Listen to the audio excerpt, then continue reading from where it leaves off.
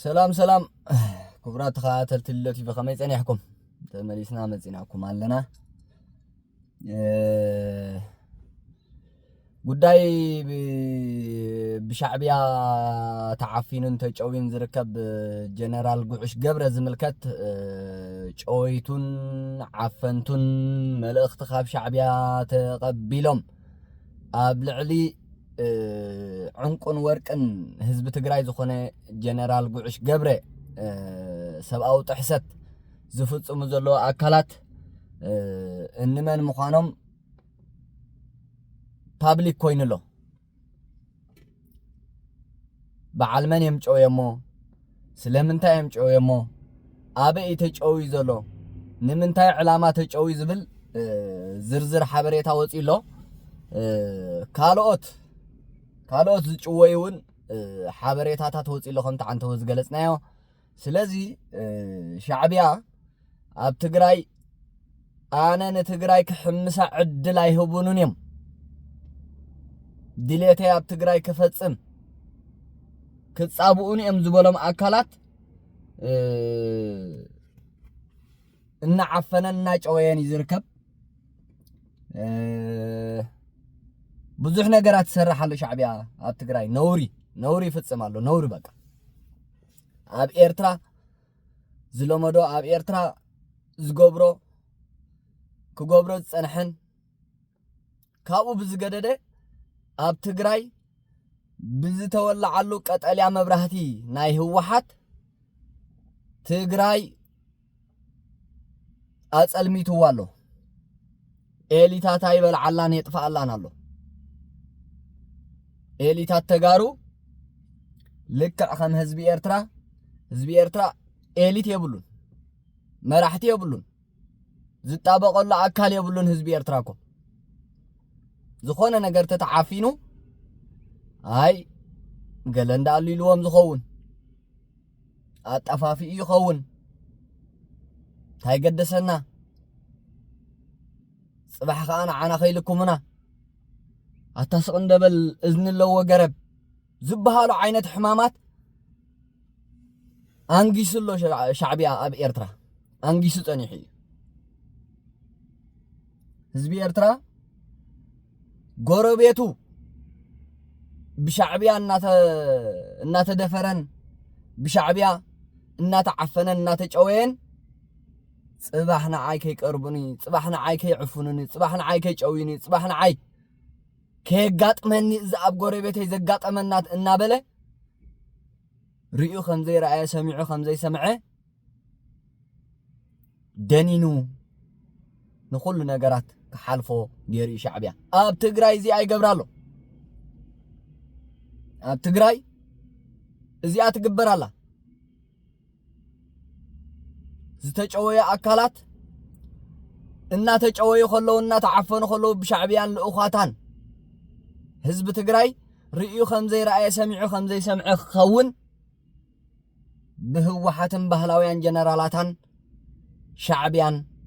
ይስራሓሎ ታይገደሰና ይነግሳሉ ብትግራይ ታይገደሰኒ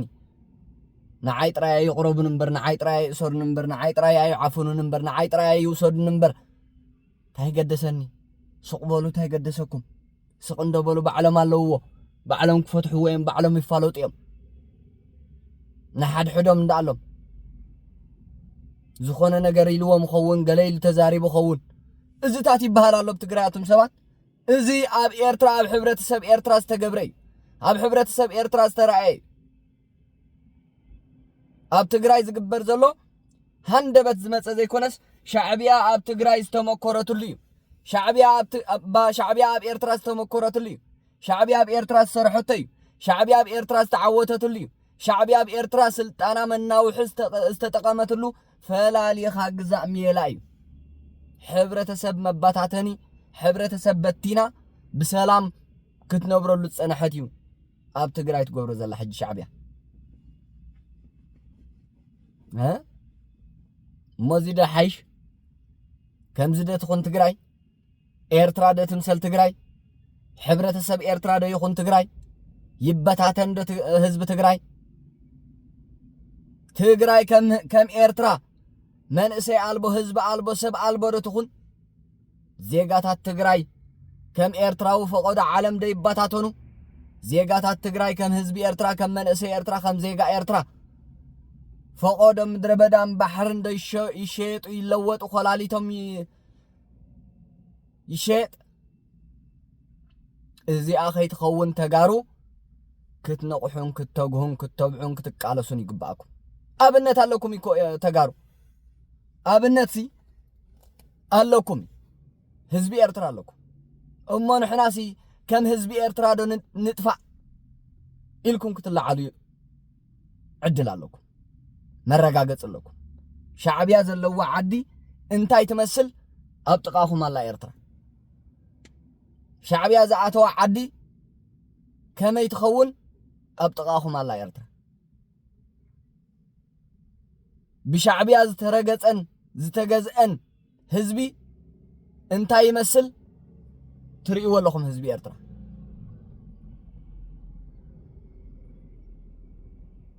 ስቕ መፍትሒ ይኮነን ህዝቢ ኤርትራ ብስቕ እዩ 1 ሚልዮን ዘይከውን ህዝቢ ሒዙ ዝርከብ ዘሎ ኤርትራ 1 ሚልዮን ዘይከውን ህዝቢ ዝነብር ዘሎ ኤርትራ ስቕ ስለ ዝበለ ታይ ገደሰኒ ስለ ዝበለ አባይ ከይትበጽሓኒ ንዓይ ከይብሉኒ ስለ ዝበለ ህዝቢ ኤርትራ ኣሙሉ ዓለም ወላ ኣብተን ድኻታት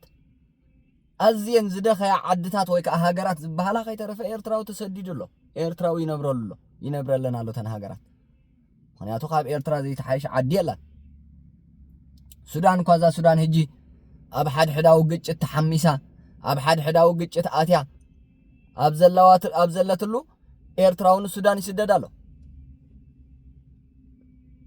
ካብ ኣብ ኤርትራ ዝጠፍእን ዝመውትን ኢሉ ህዝቢ ኤርትራ ሻዕቢያ ከኣንሱ ይድልየታ ኣብዚኣ በዚሖምን ተኣኪቦምን ልዕሊ ዓቕመይ ካብ ዝኾኑ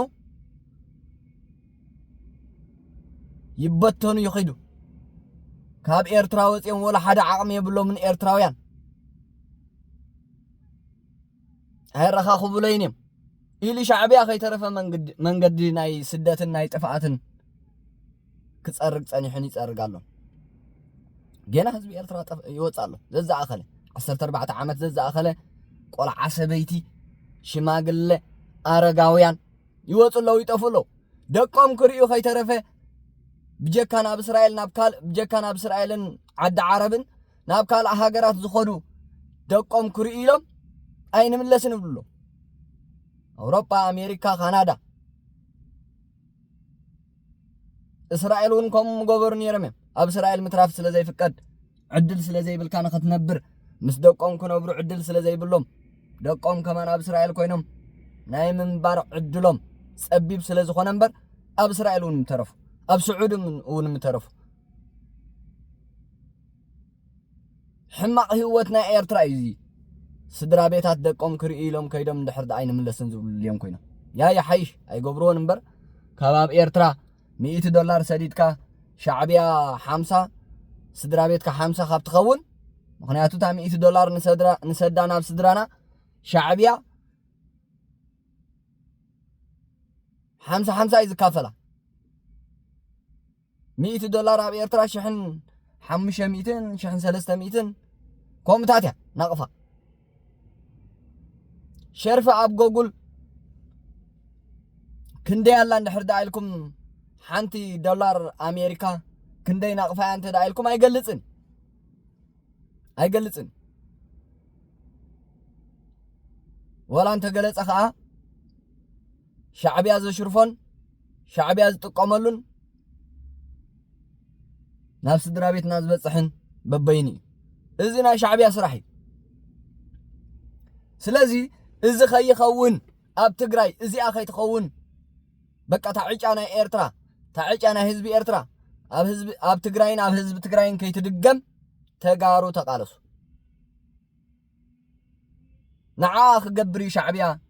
ኤሊታት ተጋሩ ምእሳርን ምዕፋንን ምጭዋይን ጀሚሩ ዘሎ ተረዲኹምኒ ሕጂ ስቕ መፍትሒ ከም ዘይኮነ ካብ ኤርትራውያን ክትመሃሩለኩም ተጋሩ ንጀነራል ጉዕሽ ገብረ ጨውዮሞ ዘለው ልኡኽተ ሻዕብያ ተቀቢሎም ዓፊኖሞ ዘለው አካላት ትማሊ ዝርዝር አስማቶም ዝርዝር ሓላፍነቶም ጀነራል ጉዕሽ ገብረ አበይ ተዓፊኑን አበይ ተጨውዩ ከም ዘሎን መርመርቱ ዘለዎ ቦታ ሕጂ ክገልጽ ኢል ነይሩ ሓውና አሉላ ሰሎሞን ብኡ መልክዕ ብኡ መሰረት ገሊጽዎ ኣሎ መጭወይቲ ጀነራል ጉዕሽ ገብረ ሓበሬታ ኢሉ አሉላ ሰሎሞን ብተሳትፎ ሽማግለታት ፐብሊክ ዲፕሎማሲ ክፍታሕ ብዝብል ትጽቢት ክሳብ ሕጂ ዝሓዝክዎ ሓበሬታ ብኽፋል ክለቅቕ ተገዲደ ኣለኹ ጉዕሽ ተኣሲሩሉ ዝርከብ ቦታ ኣብ መቐለ ቤት ጽሕፈት ናይ ግንባር ሰሜን ምብራቕ ተባሂሉ ዝፍለጥ ናይ ማዓሾ በየነ እዩ እቲ ቦታ ብኻርታ ኣብ መውሃብ ርእይቶ ኣቐሚጡ ኣለኹ ኢልና ኣሎ ብዝርዝር ኣቐሚጡ እዩ ሽም ዝርዝር ቀንዲ ተሓተቲ ወይ ከዓ መጭወይቲ ኢሉ ቀዳማይ መጀር ጀነራል ማዓሾ በየነ ኣዛዚ ሰሜን ምብራቕ ግንባር ካልኣይ እዚኦም ኣብ መጭወይቲ ዝተሳተፉ ማለት እዩ ካልኣይ ሌተናል ጀነራል ፍስሃ ማንጁስ ሓላፊ ቢሮ ሰላምን ጸጥታን ሳልሳይ ኮኔረል ገብረ ስላሴ በላይ ኣዛዚ ኣርሚ 22 መኽበርቲ ጸጥታ ራብዓይ ኮኔረል ተወልደ ገብረ ትንሳኤ ሓላፊ ድሕነት ሰራዊት ሓሙሻይ ኮኔረል ንጉሰ ኣማረ ሓላፊ ድሕንነት ግንባር ሰሜን ምብራቕ እዚኦም ጨወይቲ እዮም ኣብ ከይዲ ምዕጋትን ምርመራን ዝሳተፉ ዘለዉ ከዓ ኢሉሉ አሉላ ሰሎሞን ጋዜጠኛ አሉላ ሰሎሞን ኣብ ከይዲ ምዕጋትን ምርመራን ዝሳተፉ ዘለዉ ኢሉና ኣሎ ንሶም ከዓ እንመን ምዃኖም ክንርኢና ማለት እዩ ብርጋዴር ቀዳማይ እዞም ኣብ ከይዲ ምዕጋትን ምርመራን ዝሳተፉ ዘለዉ ቀዳማይ ብርጋዴር ጀነራል ተኽላይ ሚኒስተር ምኽትል ፍስሃ ማንጁስ ካልኣይ ኮኔረል ኣስመላሽ ወላይ ወድወሌ ምኽትል ተወልደ ዕምብብ ነቲ ምርመራ ዝመርሕ ዘሎ ማለት እዩ ሳልሳይ ኮኔረል ደስታ ኩብርቶ ሎጂስቲክስ ሰሜን ምብራቕ ግንባር ራብዓይ ራሻይዳ ጸሓፊ ቢሮ ሰላምን ጸጥታን ሓሙሻይ ሓለዋ ዝተመደቡ መኽበርቲ ጸጥታ ኣርሚ 22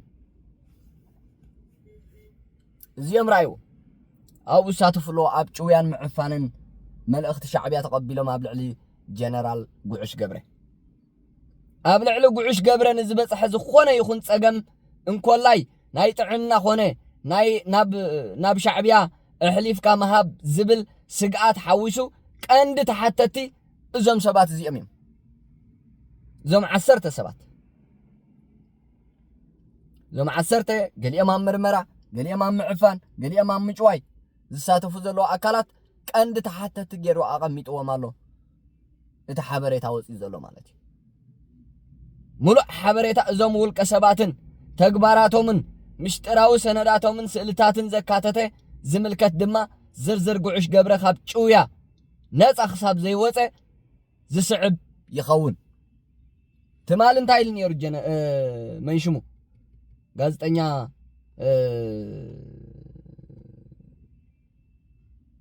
አሉላ ሰሎሞን መጭወይቲ ጀነራል ጉዕሽ ገብረ ዝምልከት ዝርዝር ሓበሬታ ኣብ ኢደይ ኣሎ እዩ ኣድራሻ ኣበይ ተዓጊቱሎ ጨወይቱ እንመን እዮም ሓላፍነቶም ሽም ዝርዝሮም ኩሉ ለኒ ንጉዕሽ ብህፁፅ እንተዘይለቂቆሞ ኣብ ኢደይ ዘሎ ሓበሬታ ንህዝቢ ዕላው ክገብረ ካብ ህዝቢ ተሓቢእኻ ዝፍጸም ነገር የለን ኣብ ቀጻሊ ሰዓታት ጉዕሽ ገብረ እንተዘይተፈቲሑ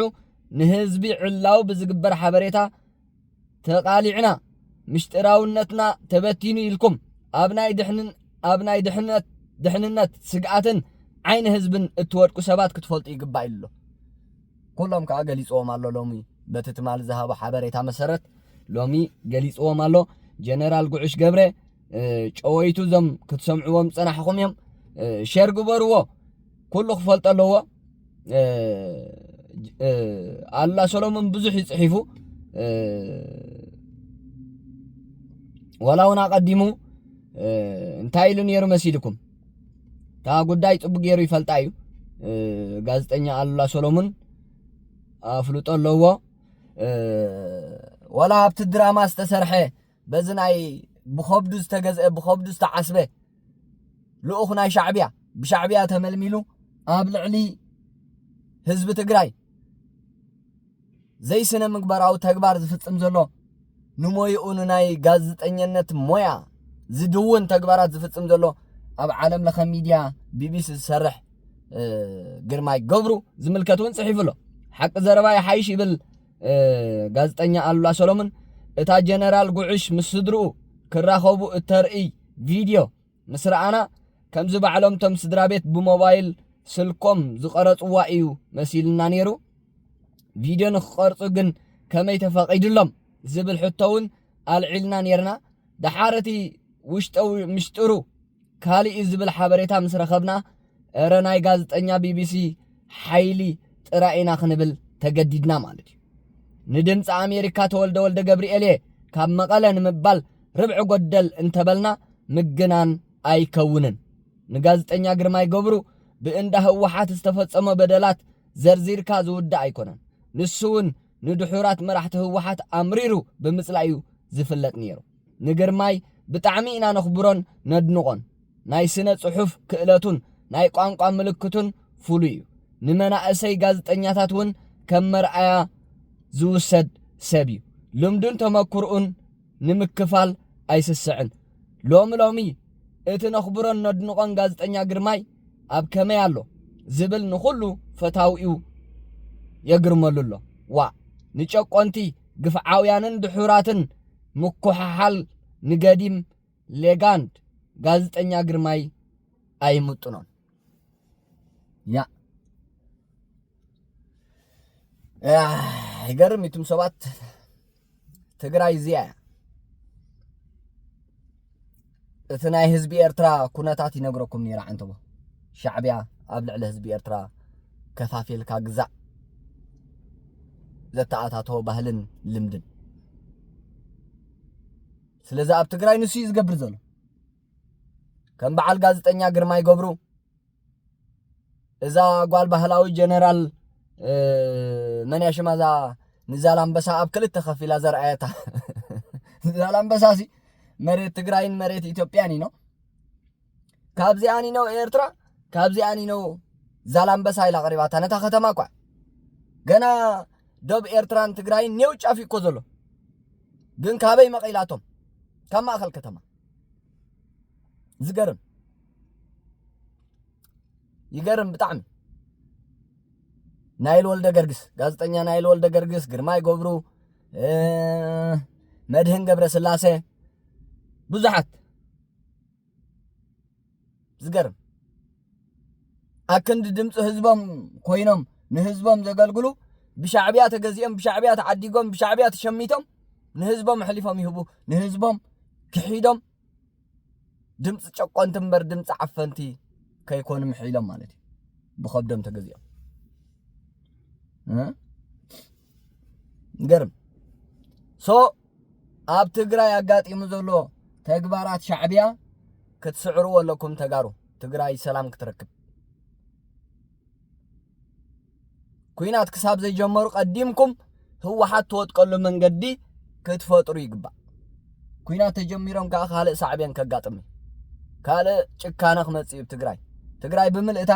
ኣብ ነፍስ ወከፍ ጎደና ኮይኖም ሓውል ክጅምሩ እዮም ንሓደ ዝደለይዎ ቆልዓ ኣብቲ ገዝኦም ካብ ጎረቤቶም ጎረባብቲ ኮይኖምሲ ኣብ ጎረቤት ኮይኖም ዓፊኖም ሰልዲ ክፈሉ ወድኹም ክንለቆ ክበሃሉ እዮም ኣብ ኤርትራ ዘሎ እዚ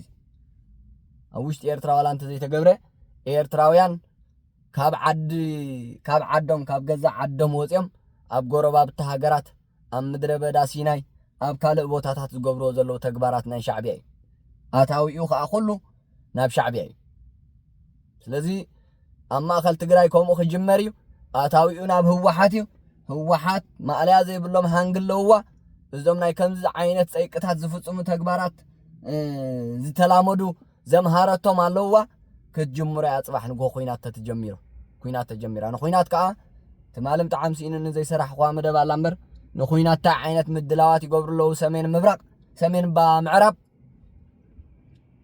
تأمري يقرم سلازي مودعتو تقراي تدحنو له بسبع بدقع ببعلا نتقراي زدحن شعبيا زي كونس حزب تقراي تقراي زدحن بشعبيا زي كونس ببعلي تقراي إثيوبيا هاب إثيوبيا خا حاده ديمقراسياو فتحاو منግስት له ህወሓት ብትብሎ ቀታሊናን ጸላኢናን ይብልጽግና ዘይኮነሲ መሐሪ እዩ ንህዝብ ትግራይ ዝመሐሪ ናብ ፕሪቶሪያ አትዩ ወላ ደኣ በቲ ብልሓትን መንፈዓትን ጅግንነትን ናይ በዓል ጀነራል ጉዕሽ ገብረ ይኹን እምበር ንሻዕብያ ኺዱ ንሻዕብያ በቃ ካት ገይሩ ጠሊሙ ምስ ህዝብ ዝተዓረቀ መንግስት ኢትዮጵያ نهزبو خحيدو نهزبو تأليمو داقماي هزبو نخطفئ نتو زدحانو هزبو مليسو خطفو مستحادة نتبع 5 مليون تقراي زبلعت عراريخو تقراي نابسي ألن قدلن سألماتن ائتي وازلو قن هو حاتي سلز حايل زي كسعارن إذا حايل زي تتقراريقو خاب تقراي كتقفئ اند أنبر كدحنا يقبون هو حتى دحينا طفعت هزب تقراي زبزحن زعبن زقصلن سلازي نازي تقبار زي كتسعروا وختلاليوا يقبعكم يتقاروا تحابريتا ناي شويتن عفنتن نايتي عنقن ورقن زخونه جنرال قعش قبرخا كم زخت سمعوا وتصنحكم تقاليس له صباح نقوه قبل على جنرال قعش قبرز قبر ويكاز فتسم كل عينت كفو تحتتي إذا عصرت جنرالاتن كونيرالاتن بهلاويان جنرالاتهم نسميهم تحتتي كساب مودعتا مدبي مسايسلت صنحكم مسكينه زنبرني حابريتاناي مجويتن معفانن جنرال قعش قبره نزيز مسل نيرو مواصو يفترلو نسدرا بيتون